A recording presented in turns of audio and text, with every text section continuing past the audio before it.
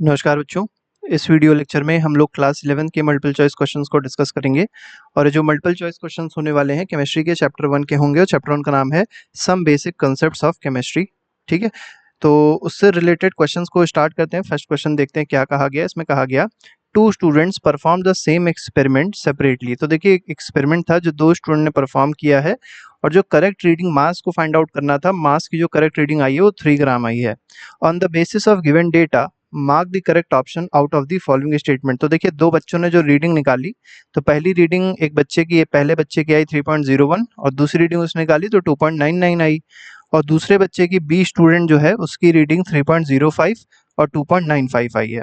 अब बताना है ज़्यादा जो मतलब जो रीडिंग है उसके बारे में 4 स्टेटमेंट दिए गए हैं। तो पहला बोला गया result of both the students are neither accurate not precise. तो क्या दोनों ही एक्यूरेट और प्रिसाइज नहीं? आप देख सकते हैं पहले वाला जो स्टूडेंट है उसकी वैल्यू एक्यूरेट ज़्यादा है क्योंकि पास में है 3 के बिल्कुल। तो 3.01 और 2.91 मतलब 0.01 का ही गैप है। तो इसको हम लोग एक्यूरेट भी बोल सकते हैं और प्रिसाइज भी बोल सकते हैं। तो इसलिए ए जो इसमें सेकंड ऑप्शन है वो क्या हो जाएगा? सही हो जाएगा। मतलब ए की वैल्यू ज़्यादा प्रिसाइज है as compared to b. Question number second पे आते हैं। सेकंड क्वेश्चन में कहा गया है a measured temperature on Fahrenheit scale is 200 degree F। ठीक है, फ़ारेनहाइट में दिया गया है तो 200 डिग्री F है। What will be the reading on Celsius scale? तो एक फॉर्मूला याद रखिएगा, C/100 is equal to F minus 32/180।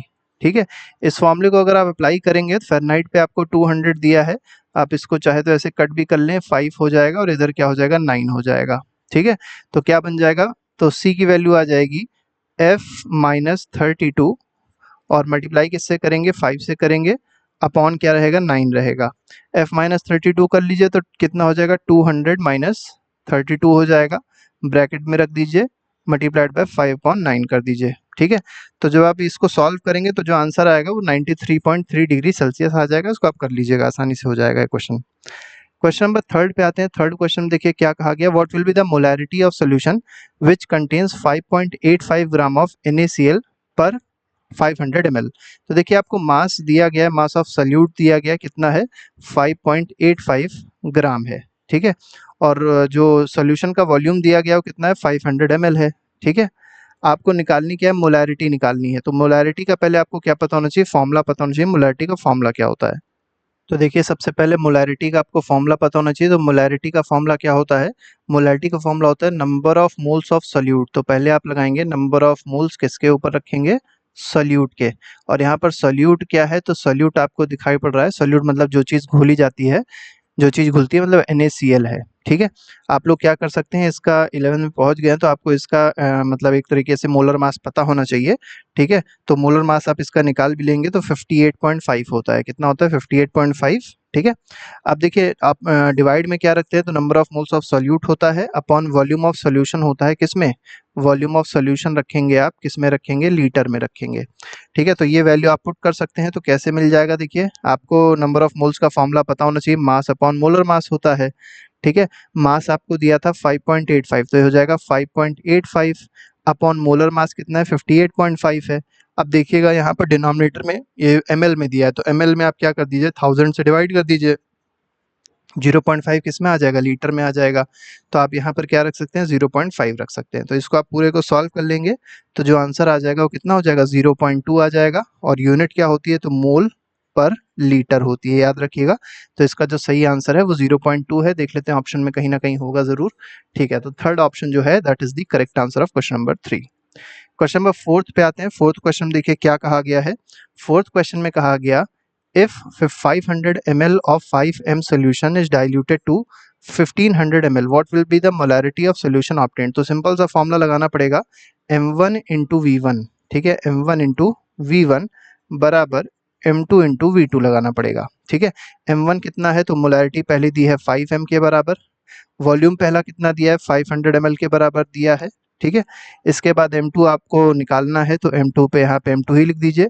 Volume दूसरा कितना दिया है? 1500 दिया हुआ है। ठीक है, अब आप इसको सॉल्व कर सकते हैं तो सिंपल सा काम है। तो इसको 2 0 यहाँ कट गए, 5 3 जा 15 हो जाएगा, फिर 3 चला जाएगा डिनोमिनेटर में तो m2 की वैल्यू क्या आ जाएगी? m2 की वैल्यू आ जाएगी 5.3 और 5.3 का मतलब कितना है? 1.66 m होगा। ठीक है, तो यहाँ पर जो सेकंड ऑप्शन है वो बिल्कुल सही हो जाएगा। क्वेश्चन नंबर 5 पे आते हैं। 5th क्वेश्चन देखिए क्या कहा गया है। तो देखिए 5th क्वेश्चन में अगर देखेंगे कहा गया number of atoms present in 1 mole of an atom is equal to Avogadro number. तो एवोगैड्रो नंबर जो होता है उसकी आपको डेफिनेशन एक तरीके से दे दी गई है। Which of the following element contains the greatest number of atoms. तो नंबर ऑफ एटम सबसे ज़्यादा किस में होंगे ये आपको यहाँ पर बताना है। ठीक है, तो एक चीज़ ऐसा समझिएगा कि जितने ज़्यादा मोल्स होते हैं, ठीक है, नंबर ऑफ मोल्स जितने ज़्यादा होंगे, ठीक है, नंबर ऑफ मोल्स का फॉर्मूला अगर देखा जाए तो क्या होता है, नंबर ऑफ एटम्स, ठीक है, अगर मान लीजिए एटम है अपॉन क्या हो जाएगा, एवोगैड्रो नंबर हो जाएगा। यहाँ से हमको क्या मिल रहा है, यहाँ से अब क्योंकि हम लोग को नंबर ऑफ एटम बताना है सबसे ज़्यादा किस में है, तो number of atom directly proportional to number of moles आ रहा है ना, मतलब नंबर ऑफ मोल जहाँ ज़्यादा होंगे वहाँ नंबर ऑफ एटम ज़्यादा होंगे। तो सब में क्या करना है, नंबर ऑफ मोल्स को निकाल लेना है। तो जैसे 4 ग्राम ऑफ He है, तो 4 ग्राम ऑफ He में अगर आप नंबर ऑफ मोल निकालने की कोशिश करेंगे तो simple mass upon molar mass करेंगे तो मास 4 होता दिया है, और हीलियम का मॉलिक्यूलर मास कितना, मतलब एटॉमिक मास कितना होता है, 4 होता है, तो आंसर क्या आ जाएगा, 1 आ जाएगा। ठीक है, तो 1 मोल है इसमें। ठीक है, 46 ग्राम ऑफ Na है, तो इसमें निकालने की कोशिश करते हैं, तो यहाँ क्या हो जाएगा, तो यहाँ 46 मास था, और सोडियम का अगर आप एटॉमिक मास देखेंगे 23 होता है, दोनों डिवाइड कर दिए 2 आ जाए, तो यहाँ नंबर ऑफ मोल्स 2 आ गए। ठीक है, कैल्शियम में देख लीजिए 0.40 आपको दिया है मास, और एटॉमिक मास कैल्शियम का कितना होता है, ये होता है 40, आप दोनों को डिवाइड कर दीजिएगा तो 0.01 मोल आ जाएगा। ठीक है, इसी तरीके से आप 12 ग्राम He दिया है तो मास है 12, और एटॉमिक मास हीलियम का कितना है 4 है, तो कितना आ जाएगा, 3 आ जाएगा। अब आप देख सकते हैं सबसे ज़्यादा जो नंबर ऑफ मोल्स आ रहे हैं वो 4th में आ रहे हैं, तो इसी में सबसे ज़्यादा एटम भी होंगे, तो इसलिए 4th ऑप्शन जो है that is the correct answer. ठीक है, नेक्स्ट क्वेश्चन पे आते हैं, क्वेश्चन नंबर 6 देखते हैं। 6th क्वेश्चन देखिए क्या कहा गया है, if the concentration of glucose, अब ग्लूकोज का फॉर्मूला तो याद रखिएगा C6H12O6 होता है, ब्लड में जो ग्लूकोज का कंसंट्रेशन है वो 0.9 ग्राम पर लीटर है। ठीक है, इसके बाद आपको निकालना क्या, what will the molarity of glucose in blood. Molarity आपको निकालनी है, तो मोलैरिटी निकालने के लिए आपको सिंपल सा फॉर्मूला लगाना पड़ेगा। ठीक है, मोलैरिटी का फॉर्मूला क्या होता है, तो कंसंट्रेशन जो दी हो, ठीक है, कंसंट्रेशन अगर दी है तो कंसंट्रेशन क्या दी है, ग्राम पर लीटर में वो, ठीक है, और डिवाइड किससे कर देना है, मोलर मास से इसको डिवाइड कर देना है। ठीक है, तो इस तरीके से आप निकाल सकते हैं। तो कंसंट्रेशन जब भी आपको दी हो तो याद रखिएगा, कंसंट्रेशन जब भी दी होती है क्वेश्चन में तो हम लोग सिंपल सा वाला फॉर्मूला लगा देंगे, पिछला वाला ना लगा के यही लगा देंगे। कंसंट्रेशन जो दी होगी ग्राम पर लीटर में पहले उसको कन्वर्ट करेंगे, अगर दी है तो ठीक है, और नहीं दी है तो कन्वर्ट कर लेंगे, और दूसरी चीज़ मोलर मास नीचे रख देंगे। तो यह आ जाएगा 0.9 कंसंट्रेशन दी थी, और C6H12O6 का मोलर मास आप निकाल लीजिएगा। ठीक है, कितना आ जाएगा, 180 होता है। दोनों को सॉल्व कर दीजिए तो कितना आ जाएगा, 0.005 मोलैरिटी आ जाएगा। तो यहाँ पर इसलिए थर्ड ऑप्शन जो है that is the correct answer. Question number 7th पे आते हैं। 7th क्वेश्चन देखिए क्या कह रहा है, what will be the molality. अब देखिए यहाँ पर जो बात आ रही है वो किसकी है, मोलैलिटी की है। ठीक है, तो मोलैलिटी आपसे पूछी गई है ऑफ द सॉल्यूशन कंटेनिंग इतना gram of HCl gas in इतना ग्राम ऑफ वाटर। तो यहाँ पर देखिए आपको सबसे पहली चीज सॉल्यूट दी गई है, ये जो HCl गैस है ये एक तरीके का सॉल्यूट है। तो आप ऐसे लिख सकते हैं पहले क्वेश्चन में कि मास ऑफ सॉल्यूट जो हम लोग को दिया गया है, और मास ऑफ सॉल्यूट कितना दिया गया है, 18.25 ग्राम दिया है। ठीक है, इसके बाद वाटर में वाटर का मास कितना दिया है, तो वाटर को एक तरीके से सॉल्वेंट मान के चलते हैं, तो क्योंकि उसका मास दिया है तो मास ऑफ सॉल्वेंट। ठीक है, तो मास ऑफ सॉल्वेंट कितना दे दिया, तो मास ऑफ सॉल्वेंट हम लोग को दे दिया गया 500 ग्राम। अब इस क्वेश्चन में सबसे इंपॉर्टेंट क्या है कि हम लोग को मोलैलिटी का फॉर्मूला पता होना चाहिए। तो मोलैलिटी का फॉर्मूला क्या होता है, तो नंबर ऑफ मोल्स किसके रखने हैं ऊपर, नंबर ऑफ मोल्स हमेशा याद रखिएगा किसके आते हैं, सॉल्यूट के आते हैं। ठीक है, पिछले में भी मोलैरिटी में भी और मोलैलिटी दोनों में ही सॉल्यूट के ही नंबर ऑफ मोल्स न्यूमरेटर में आते हैं। ठीक है, और डिनोमिनेटर में क्या आता है, डिनोमिनेटर में आता है मास ऑफ सॉल्वेंट। ठीक है, मास ऑफ किसका रखना है, सॉल्वेंट का रखना है, और मास ऑफ सॉल्वेंट वो भी किस में रखना होता है, किलोग्राम में रखना होता है। ठीक है, अब दोनों को आप रख दीजिए तो कितना आ जाएगा, तो नंबर ऑफ मोल्स पहले आप निकाल लीजिएगा। तो नंबर ऑफ मोल्स यहाँ पर मास दिया है, मॉलिक्यूलर मास आप निकाल सकते हैं, तो क्या हो जाएगा, 18.25 मास था। HCl का मॉलिक्यूलर मास आप निकाल लेंगे, कैसे निकालेंगे, तो 1 होता है अगर आप 1 होता है H का, और 35.5 होता है Cl का, तो 36.5 आ जाएगा। तो दोनों को आप 36.5 जोड़ के लिख सकते हैं, तो कितना आ जाएगा, 1/2 मतलब 0.5 आ जाएगा। अब नंबर ऑफ मोल्स में आपको पता चल गया 0.5 है, और मास ऑफ सॉल्वेंट किलोग्राम में आप देखेंगे तो ग्राम में आपको 500 ग्राम दिया था, तो केजी में कितना हो जाएगा 0.5 हो जाएगा। ठीक है, दोनों को डिवाइड कर दीजिए, 1 आंसर आ जाएगा। इसका मतलब इसका जो सही आंसर है वो क्या है, 1m है। अच्छा, अब यहाँ पर आपको ये समझना है कैपिटल M जो है वो मोलैरिटी शो करता है, स्मॉल जो है m होता है वो मोलैरिटी को शो करता है, इसलिए 1m जो स्मॉल में है उसको हम लोग आंसर मान के चलेंगे। 8th क्वेश्चन पे आते हैं। 8th क्वेश्चन में कहा गया 1 मोल ऑफ एनी सब्सटेंस। अब देखिए यहाँ पर 1 मोल की डेफिनेशन दी गई है कि 1 मोल सब्सटेंस में जो नंबर ऑफ एटम या जो नंबर ऑफ मॉलिक्यूल हो सकते हैं वो एवोगैड्रो नंबर के बराबर हो सकते हैं। क्वेश्चन में कहा गया number of molecule of H2SO4 present in 100 ml of 0.02 m H2SO4 solution is dash. तो आपको क्या बताना है, नंबर ऑफ मॉलिक्यूल्स बताने हैं। ठीक है, नंबर ऑफ मॉलिक्यूल्स आपको बताने हैं इस क्वेश्चन में। तो देखिए सिंपल सा आपको क्या करना है, पहले आपको नंबर ऑफ मोल्स निकालने पड़ेंगे। ठीक है, पहले नंबर ऑफ मोल्स निकालने पड़ेंगे। तो बात आती है नंबर ऑफ मोल्स कैसे निकलेंगे। तो देखिए आपको सिंपल सा मोलैरिटी आपको दी गई, तो मोलैरिटी का फॉर्मूला लगा लीजिए। मोलैरिटी का फॉर्मूला क्या होता है, नंबर ऑफ मोल्स, ठीक है, किसके, number of moles of solute रखेंगे। ठीक है, अपॉन क्या रखेंगे, वॉल्यूम रखते हैं। तो वॉल्यूम देखिए आपको दिया गया, वॉल्यूम कितना, सॉल्यूशन में जो वॉल्यूम है वो कितना दिया 100 ml, और वॉल्यूम को लीटर में रखते हैं तो 0.1 लीटर हो जाएगा। और मोलैरिटी 0.02 दी गई है, तो 0.02 मल्टीप्लाइड बाय 0.1 ये नंबर ऑफ मोल्स हो जाएंगे। ठीक है, नंबर ऑफ मोल्स किसके हो जाएंगे, सॉल्यूट के हो जाएंगे। ठीक है, और सॉल्यूट है क्या इसमें, तो 1 मोल जो भी यहाँ पर मॉलिक्यूल्स ऑफ ये जो H2SO4 है, ठीक है, यही एक तरीके से क्या है, सॉल्यूट भी है। अब यहाँ पर आप निकाल सकते हैं कि नंबर ऑफ मोल्स अगर हमको पता चल गए हैं तो नंबर ऑफ मॉलिक्यूल्स क्या होते हैं। तो नंबर ऑफ मॉलिक्यूल निकालने के लिए क्या करना है, तो लिख देते हैं नंबर ऑफ मॉलिक्यूल बराबर हो जाएगा एवोगैड्रो नंबर को आप क्या कर दीजिए, यहाँ पर कितना पॉइंट है, तो 0.002 हो जाएगा, 0.002 हो जाएगा, तो 0.002 रख दीजिए। फिर आप दोनों को मल्टीप्लाई कर लेंगे तो कितना आ जाएगी, इसकी वैल्यू 6.023 इंटू 10^23 होती है। तो आप इसको कह सकते हैं जो आंसर आएगा 12.044 इंटू 10^20 आ जाएगा। तो इसलिए जो फर्स्ट ऑप्शन है वो सही है, इसको आप सॉल्व कर लीजिएगा। ठीक है, इसको कर देते हैं, कैसे होगा, तो 6.023 ना लिख के 022 इन लोगों ने माना है इंटू 10^23 और इसको मल्टीप्लाई किससे कर दीजिएगा, 0.002 से। आंसर आप लोग को मिल जाएगा। क्वेश्चन नंबर 9th पे आते हैं। 9th क्वेश्चन में कहा गया what is the mass percent of carbon in carbon dioxide. अब देखिए कार्बन का मास परसेंट बताना है कि कार्बन का मास परसेंट कितना होगा कार्बन डाइऑक्साइड में। तो पहले CO2 का फॉर्मूला, पहले हम लोग को इसका मोलर मास निकालना पड़ेगा। तो कार्बन का होता है 12, एक ऑक्सीजन का होता है 16, 16 टू जा क्या हो जाएगा 32 हो जाएगा, तो टोटल कितना हो जाएगा 44 हो जाएगा। ठीक है, तो 44 ग्राम पर मोल या 44 ग्राम मान लेते हैं। और कार्बन का क्योंकि निकालना था, तो कार्बन का मास कितना होता है 12 और एक ही कार्बन है, तो 12/44 मल्टीप्लाई कर दीजिए 100 से, तो मास परसेंट आप लोगों को कार्बन का मिल जाएगा। ठीक है, इसको आप सॉल्व कर लीजिएगा। जब आप इसको सॉल्व करेंगे तो आंसर 27 अप्रॉक्सीमेटली आ जाएगा, तो 27.27 इज दी करेक्ट आंसर।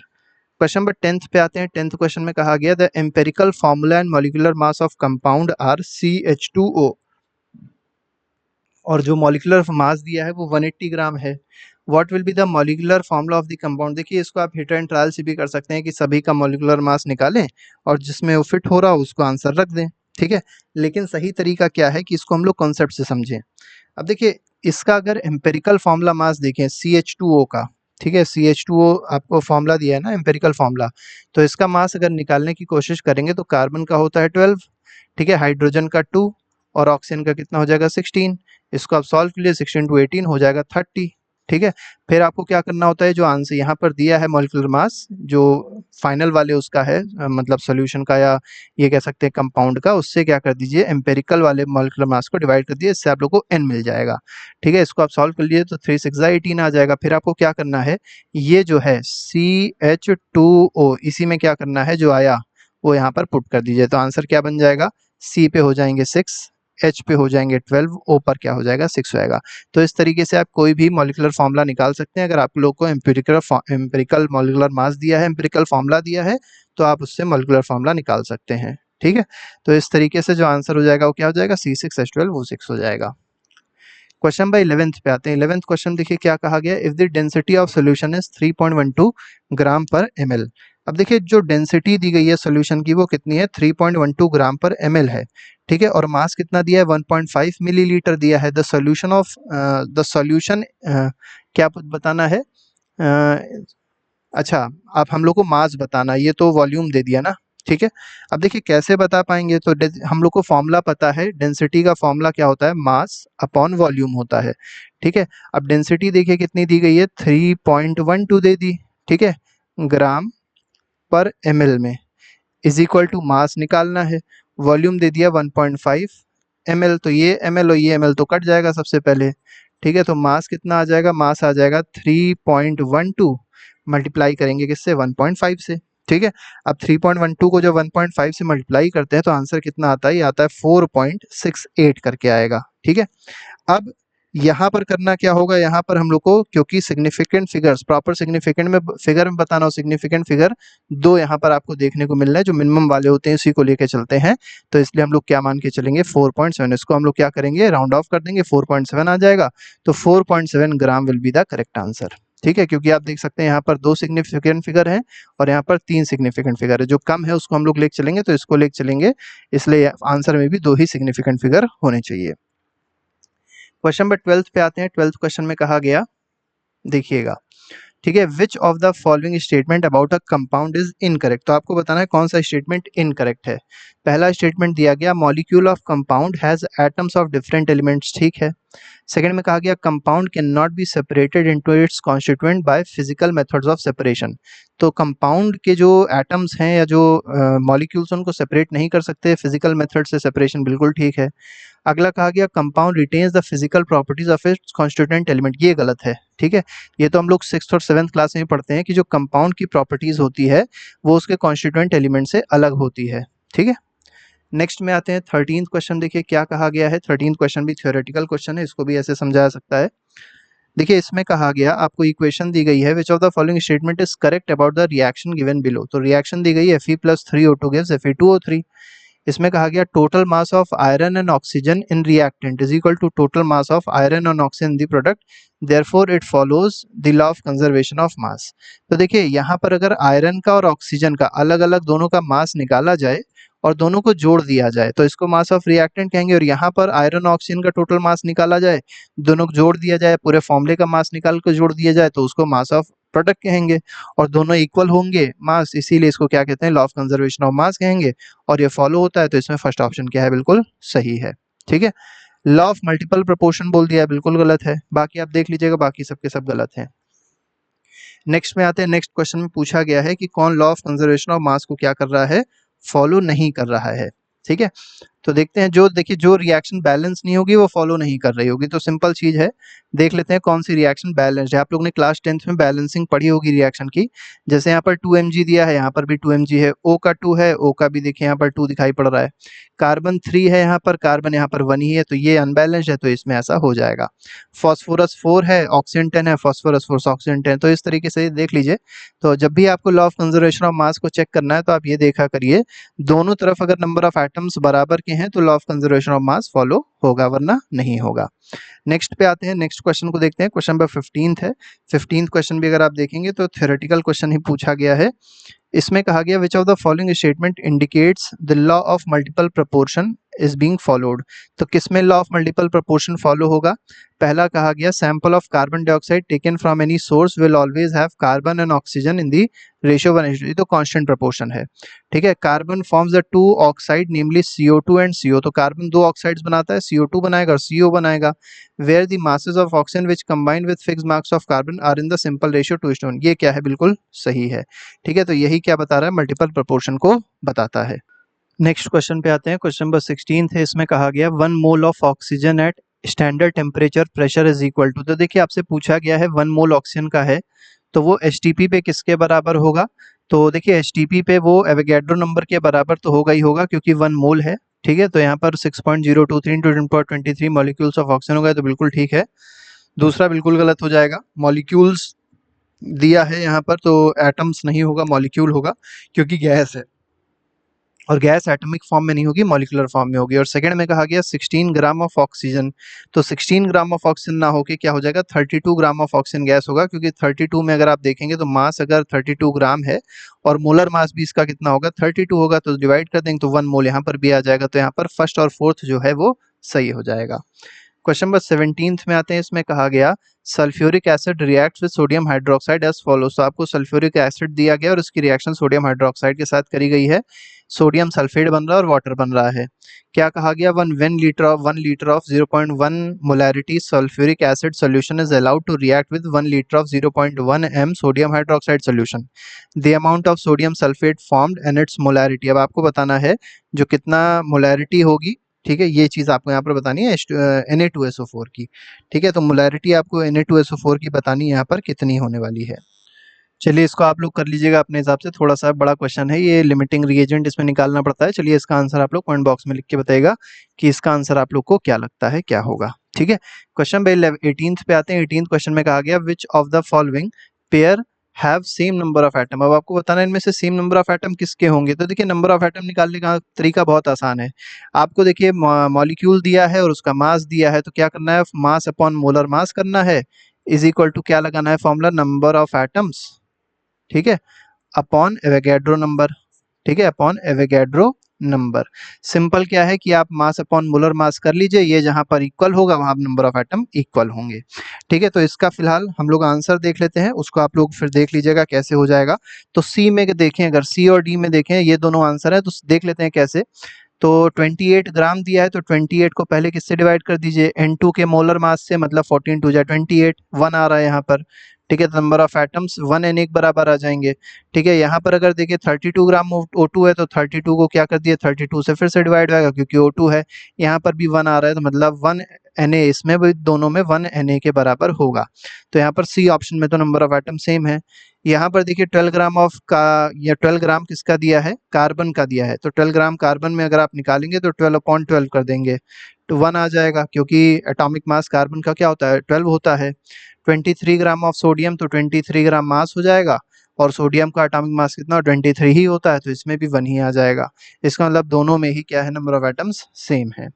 ठीक है, नेक्स्ट में आते हैं, विच of the following solution have same concentration. अब देखिए जब भी आपसे कंसंट्रेशन बोला जाएगा कि किसमें कंसंट्रेशन सेम है, तो कंसंट्रेशन के लिए आपको क्या निकालनी पड़ेगी, मोलैरिटी निकालनी पड़ेगी। क्या निकालनी पड़ेगी, मोलैरिटी निकालनी पड़ेगी। और मोलैरिटी का फॉर्मूला आपको सिंपल है, ठीक है, मास ऑफ सॉल्यूट होता है। तो मास ऑफ सॉल्यूट देखिए दिया ही हुआ है, तो number of moles of solute रख लीजिए, अपॉन जो सॉल्यूशन का वो दिया है वॉल्यूम उसको रख लीजिए। सिंपल सा करना है आपको, मोलैरिटी किसके डायरेक्टली प्रोपोर्शनल होती है, तो मास ऑफ सॉल्यूट के डायरेक्टली प्रोपोर्शनल होगी, अपॉन वॉल्यूम ऑफ सॉल्यूशन के डायरेक्टली प्रोपोर्शनल होगी। ठीक है, तो दोनों का जहां रेशियो सेम होगा वहां पर मोलैरिटी भी सेम हो जाएगी। ठीक है, लेकिन क्योंकि यहाँ पर सब में अलग अलग मतलब एक तरीके से केमिकल्स दिए हुए हैं, तो मास ऑफ सॉल्यूट नहीं कह सकते हैं, नंबर ऑफ मोल्स ही निकालना पड़ेगा, क्योंकि अलग अलग केमिकल्स दिए हैं तो number of moles of solute निकालना पड़ेगा। तो number of moles of solute निकालिए सब में, अपॉन वॉल्यूम ऑफ सॉल्यूशन करिए। ठीक है, और जहाँ पर इक्वल आ जाए वो आपका आंसर सही होगा। ठीक है, तो जैसे हम लोग पहले में निकालने की कोशिश करते हैं, पहले वाले में अगर देखें एक का निकाल देते हैं, फिर बाद में आपको आंसर बता देंगे। जैसे मान लीजिए पहले वाले की मोलैरिटी निकालनी है, तो नंबर ऑफ मोल्स क्या होता है, मास 20 था। ठीक है, अपॉन मॉलिक्यूलर मास, आप NaOH का मॉलिक्यूलर मास रखिएगा, कितना आ जाएगा, 40 आ जाएगा। ठीक, वॉल्यूम कितना दिया है, 200 दिया है, और क्योंकि ml में है तो इसको किस में कन्वर्ट करना है, लीटर में कन्वर्ट करना है, अपॉन 1000 कर देंगे तो 1000 की तरफ पहुंच जाएगा, ऊपर पहुंच जाएगा। इसको आप सॉल्व कर लेंगे, कितना आ जाएगा, 2.5 मोलैरिटी आ जाएगी। ठीक है, तो पहले में 2.5 आएगी, दूसरे में आप इसी तरीके से सॉल्व करेंगे तो इसमें भी 2.5 आ जाएगी। ठीक है, तीसरा देख लेते हैं, तीसरे में भी बता देते हैं, इसको आप लोग सॉल्व कर लीजिएगा। ठीक है, तीसरे में अगर आप मोलैरिटी निकालेंगे तो 10 मोलैरिटी के बराबर आएगी, और चौथे में निकालेंगे तो कितनी आ जाएगी, 1.785 मोलैरिटी आ जाएगी। कैसे आ जाएगी वो हमने आपको बताया। ठीक है, तो आप देख सकते हैं किसमें दोनों में सेम कंसंट्रेशन है, तो फर्स्ट और सेकंड में कंसंट्रेशन सेम है। नेक्स्ट में आते हैं 20th क्वेश्चन है, इसमें कहा गया 16 ग्राम ऑफ ऑक्सीजन है same number of molecule as in. तो पहले आपको क्या करना है, 16 gram of oxygen number of molecule निकाल लीजिए। तो नंबर ऑफ मॉलिक्यूल निकालने का तरीका क्या होता है, अभी आपको बताया था, नंबर ऑफ मॉलिक्यूल। अब देखिए यहाँ पर ऑक्सीजन गैस है, क्योंकि मॉलिक्यूल की बात करी जाएगी, इसका मतलब वो गैस है, तो mass upon molecular mass is equal to number of molecules, ठीक है, अपॉन मॉलिक्यूल्स हो जाएगा, अपॉन क्या हो जाएगा, एवोगैड्रो नंबर हो जाएगा। मास आपको दिया है 16, मॉलिक्यूलर मास O2 गैस का कितना हो जाएगा 32, is equal to number of molecule को मान लीजिए x, एवोगैड्रो नंबर को Na ही रहने दीजिए, इसको इधर भेज दीजिए, ठीक है। तो 0.5 Na आ गया, इसका मतलब x की वैल्यू क्या आ गई 0.5 Na आ गई। अब आपको निकालना है इन सब में 0.5 Na किसका होगा, ठीक है। अब तो क्वेश्चन बहुत आसान हो गया, इसको आप लोग सॉल्व कर लेंगे, आप लोग को आसानी से मिल जाएगा, ठीक है। जैसे अगर आप सी में देखें, सी ऑप्शन को आप देखें तो 14 ग्राम ऑफ N2 दिया है, तो देखिए बिल्कुल सेम वही है, 16 ग्राम ऑफ O2 जैसे था उसी तरीके से 14 ग्राम N2 है, तो 14 इसका मास हो जाएगा, N2 हो जाएगा 28, ठीक है, वही सेम तरीका लग जाएगा, इसमें वाला ऑप्शन सही हो जाएगा। 1 ग्राम ऑफ O2 है तो 1 न्यूमरेटर में होगा, और H2 का मोलर मास 2 होता है तो 2 डिनोमिनेटर, 0.5 यहाँ पर भी आ जाएगा, यहाँ 1 आ जाएगा। इसमें अगर आप देखेंगे तो थोड़ी वैल्यू अलग आएगी, तो इसमें कौन दोनों में सेम होगा, थर्ड और फोर्थ में क्या होगा, बिल्कुल वही होगा जो यहाँ पर है, नंबर ऑफ मॉलिक्यूल्स, ठीक है। फिलहाल अगला क्वेश्चन देखते हैं, अगले क्वेश्चन देखिए क्या कहा गया है, क्वेश्चन नंबर 21 है, ठीक है। क्वेश्चन नंबर 21 हमारा, इसके बाद एक और क्वेश्चन है 21 क्वेश्चन में कहा गया which of the following terms are unitless, तो आपको बताना है यूनिट या लेस या डायमेंशनलेस क्वांटिटी कौन सी होगी, तो मोलैलिटी और मोलैरिटी यूनिटलेस नहीं होती है, मोल फ्रैक्शन और मास परसेंट दोनों कैसे होते हैं, यूनिटलेस और डायमेंशनलेस होते हैं, तो यहाँ पर थर्ड और फोर्थ सही है। लास्ट क्वेश्चन है आज का, इसमें देखिए क्या बताया गया, one of the statements of Dalton atomic theory is given below, ठीक है, which of the following is not related to this statement, तो कौन सा इससे रिलेटेड नहीं है, compounds are form when atoms of different elements combined in a fixed ratio, ठीक है, तो ये बात कही गई, अब कौन इससे रिलेटेड नहीं है ये यहाँ पर बताना है। तो जैसे लॉ ऑफ कंजर्वेशन ऑफ मास जो है वो इससे कोई भी उसका लेना देना नहीं है, ठीक है। लॉ ऑफ डेफिनेट प्रोपोर्शन ये ठीक है, लॉ ऑफ मल्टीपल प्रोपोर्शन भी ठीक है, एवोगैड्रो का भी लेना देना इससे नहीं है, तो फर्स्ट और फोर्थ इसमें सही हो जाएगा। तो ये 22 क्वेश्चंस हम लोग ने डिस्कस किए चैप्टर 1 के।